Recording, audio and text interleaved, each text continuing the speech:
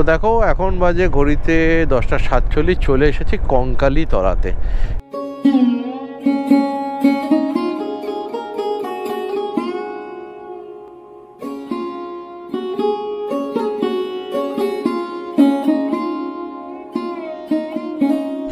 দেখো ঘড়িতে বাজে এখন সকাল 6:53। আমরা বেরিয়ে পড়েছি আমাদের একটা নতুন রাইডে। আর জাস্ট ওয়েদারের অবস্থাটা দেখো, কি কুয়াশা পড়েছে, বাপরে বাপ, ভাবা যায় না। পুরো কুয়াশায় আচ্ছন্ন, যায় না ক্যামেরাতে কতটা বোঝা যাচ্ছে, বাট খালি চোখে কিন্তু হেভি কুয়াশা, মানে 50 মিটারের পরে ডিস্টেন্স আর কিছু দেখা যাচ্ছে না। তো hello beautiful boys and girls, welcome back to my channel. আমি তোমাদের বন্ধু অনিক। তো বন্ধুরা, পৌষ মাস পড়ে গেছে এবং বাঙালি সব থেকে বড় মেলা, এবং শুধু ভারতের বলবো না, পশ্চিমবাংলার বলবো না, সারা বিশ্বের খুবই পছন্দ একটা মেলা, পৌষ মেলা। তো এইবারে পৌষ মেলাটা খুবই বেশি ফেমাস। আর কারণ 2019-এর বাদে আবার প্রায় বিশ্বভারতী এই দায়িত্ব নিয়ে মেলাটা করছে। আর একটু আমি তোমাদেরকে দেখাতে যাচ্ছি, সিচুয়েশানটা দেখো, পুরো কুয়াশায় আচ্ছন্ন, হেভি লাগছে। তো সেই কারণে আমি বেরিয়ে পড়েছি পৌষ মেলা দেখতে। এখান থেকে আমার বাড়ির থেকে শান্তিনিকেতনের ডিস্টেন্স মাত্র 120 কিলোমিটার অ্যাপ্রক্স, রাউন্ড ফিগার ধরো। তো সেই হিসাব করে আমি বেরিয়ে পড়েছি 6:53। ভেবেছিলাম 6টা থেকে বেরোবো, তো বাট আলোটা ফুটছিল না। বললাম একটু আলো ফুটুক তারপরে বেরোবো। 3-4 ঘন্টা জার্নি, ঠিক আছে, অসুবিধা নেই। তো যেটা বলছিলাম, 2019 সালের পরে মাঝখানে অনেক দিন পারমিশন পাওয়া যাচ্ছিল না, আশেপাশে ছোটোখাটো করে হচ্ছিল। এবার 2019 সালের পরে আবার পুরোপুরি বড়োভাবে পৌষ মেলা হতে শুরু করেছে, মানে হবে এবছর 6 দিন ব্যাপী। তো তোমাদেরকে আজকে জানি রুটটা একটু জানিয়ে দিচ্ছে। দেখো, এই গ্রামের ভেতর দিয়ে যাচ্ছে বলে ভেবো না যে আমরা এরকমভাবেই যাব না। আমরা বাড়ির থেকে এরকম ভেতর দিয়ে গিয়ে আমি কানেক্ট করব হচ্ছে NH-12, মানে পুরোনো NH-34, যেটা দিয়ে তোমরা কলকাতা থেকে শিলিগুড়ি যাও। তো সেখান থেকে আমি যাব নবদ্বীপ থেকে যাব কাটোয়া থেকে যাব শান্তিনিকেতন। দেখো, আমাদের এখান থেকে 3টে রুট আছে। একটা আছে নবদ্বীপ হয়ে কাটোয়া হয়ে শান্তিনিকেতন, যেটা আমি যাচ্ছি। আর একটা আছে নবদ্বীপ থেকে বর্ধমান রুটে যেতে হবে, গিয়ে কুসুমগ্রাম যেতে হবে। কুসুমগ্রামের থেকে তারপর ডিভাইডেশন হবে, একটা বর্ধমান হয়ে ভেতর দিয়ে চলে যাবো, আর একটা কুসুমগ্রাম থেকে ডান দিকে একটা রাস্তা চলে যাবে ওখান দিয়ে। তো সেই রাস্তাগুলো আমি যাবো না, কারণ ওই বর্ধমান রুটটা আমি অনেকবার গেছি। তো আমি একটু নতুনভাবে এই সাইডে যেতে চাই, কাটোয়ার দিক দিয়ে।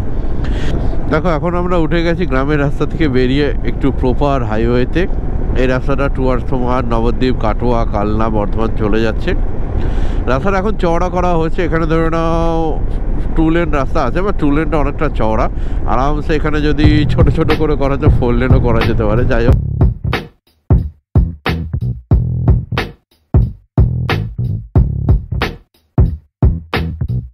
এই দেখো এখানে সব বাজার বসেছে সকাল সকাল, সে ভিড়, মানে সব পাইকারি সবজি মাছ বিক্রি হচ্ছে এখানে। গ্রামের এই একটা মজা, সকালবেলাতেই তোমার সকাল না এখানে সবাই জাগন হয়ে যায়, আর খুব অ্যাক্টিভিটি স্টার্ট হয়ে যায়।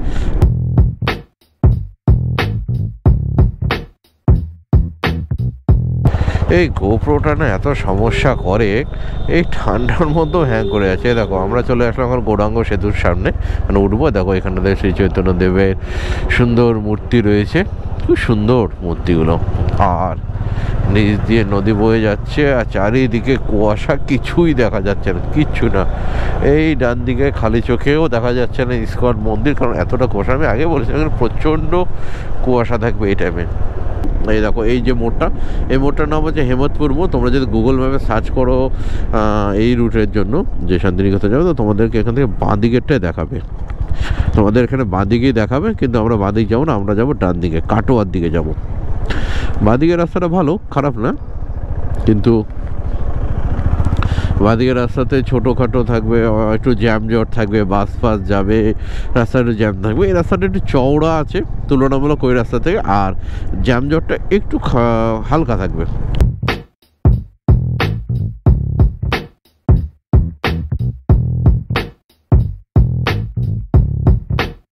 দেখো, আমি লং রুটে বলবো না যে অনেক আমি রাইড করেছি, বাট ছোটোখাটো বলতে গেলে লং রুট করেছি, অল্প 1-2 বার 2-3 বার করেছি লং রুটে, যেটা ওয়ান স্ট্রেচে 500-700 কিলোমিটার, 1000 কিলোমিটার গেছে। এবার আমি চাইছি যে আমাদের পশ্চিমবাংলার আশেপাশে যে ছোটোখাটো ঘোরার জায়গা, ডেস্টিনেশনগুলো রয়েছে, যেটা তোমার 1 থেকে 2 দিনে এনাফ ঘোরার জন্য, দেখো সবার তো সম্ভব হয় না, না যে 7-8 দিন 10 দিন করে, আমার নিজেরই খুব টাফ সিচুয়েশান হয়ে যায়, দুর্গাপুজো ছাড়া ওই 7-8 দিনের 10 দিনের ছুটি পাওয়া যায় না। তো অনেকে যায় যে 1-2 দিন, মানে আজকে বেরোলাম, আজকে স্টে করলাম, রিটার্ন করলাম, এরকম কোনো জায়গা, কিংবা হয়তো রোববার দিন বেরোলাম, রোববার দিন বেরিয়ে একটু ঘুরে টুরে ঢুকে থেকে আবার পরের দিন সোমবার দিন ঘুরে চলে, এরকম 1 থেকে 2 দিনে ঘোরা যাবে এরকম ছোটোখাটো জায়গা যে ডেস্টিনেশনগুলো রয়েছে আমাদের ওয়েস্ট বেঙ্গলের আশেপাশে, এরকম আমি কভার করব। তো তোমরা কমেন্ট করে জানিও যদি তোমাদের সাজেশনে কোনো রকম কোনো এরকম জায়গা থাকে, কোনো প্লেস থাকে যেটা তোমরা দেখতে চাও, তোমরা কভার করতে চাও, মানে আমি সেটা কভার করব, তোমরা যদি ওরকম দেখতে চাও তো অবশ্যই জানিও, আর কিছু সাজেশনও দিও, তাহলে আমারও এরকম খোঁজার খাটিটা কিছুটা কমে যাবে। যাই হোক, জার্নিটা খুবই ভালো লাগছে। আমি আমার এই নতুন হোন্ডা সিবি 350 নিয়ে রাইড করছি, ফার্স্ট টাইম লং রাইড যাচ্ছি। আর আমি এখনও পর্যন্ত এই গাড়ির কোনো নাম দিইনি, ভাবছি নামটা কী দেবো। আমার গ্রিন কালারের গাড়ি, কি গ্রিন বিচ দিয়ে দেবো নাকি? সবাই তো তোমার গাড়ির কালার অনুযায়ী করে, তো আমি এটা গ্রিন বিচ দিয়ে দিলেও দেওয়া যেতেই পারে। কেউ অরেঞ্জ বিচ দেয়, কেউ ব্লু বিচ দিচ্ছে, কেউ রেড বিচ দিচ্ছে, তো আমার একটা গ্রিন বিচ হতেই পারে।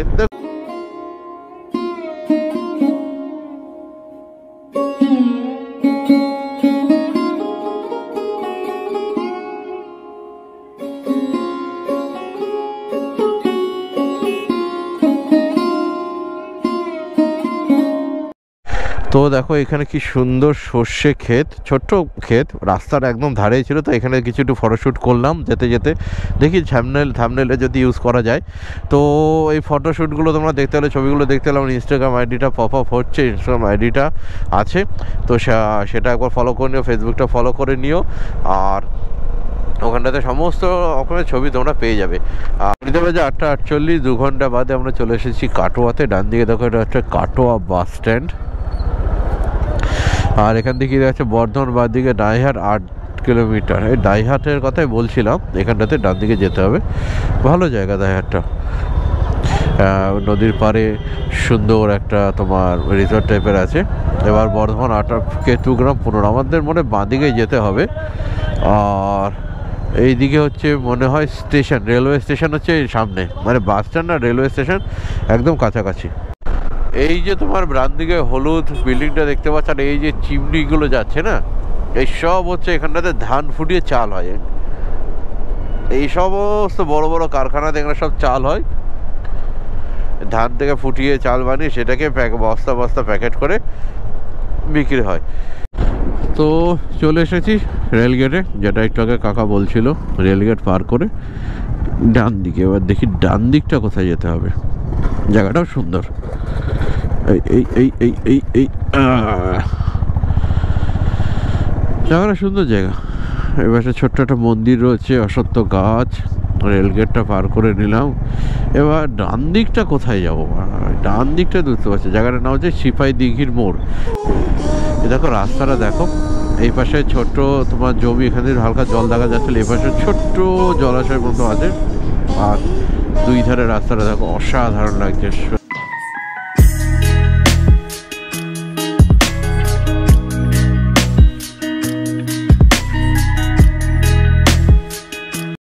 দেখো রাস্তায় যেতে যেতে আচমকা এখানে নজর পড়লো, এখানে দেখো পাটালি গুড়, খেজুরের গুড় তৈরি হচ্ছে। আচ্ছা, এই মালসাতে কি আছে এগুলোতে? ও এগুলোতে পাটালি গুড়টা এটাতে করে করা হয়, আচ্ছা আচ্ছা আচ্ছা। আর ওটা তো খেজুরের গুড়, তাই তো, মানে পুরো ঝোলা গুড়।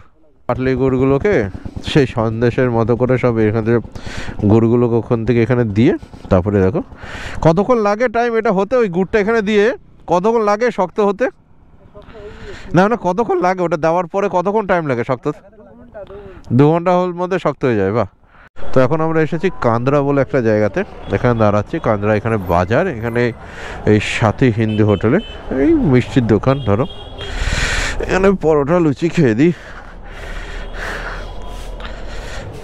এই পাশেটা মানে হোটেল, আর এটা হচ্ছে মিষ্টির দোকান। গরম গরম ভাজছে পরোটা। পরোটা কি পিস হিসাব করে নাকি পরোটা ওজন হিসাব করে? ওজনে কত করে গো? 20 টাকা 100। তাহলে 100 পরোটা দাও। আর হচ্ছে লুচি কত করে? 7 টাকা। তাহলে 3টে লুচি। এটা কি ভাজবা? কি চপ? হ্যাঁ, আলুর চপ। ঠিক আছে, তুমি এক কাজ করো, 2টো লুচি দাও, পরে চপ খাচ্ছি, আর 100 পরোটা দাও।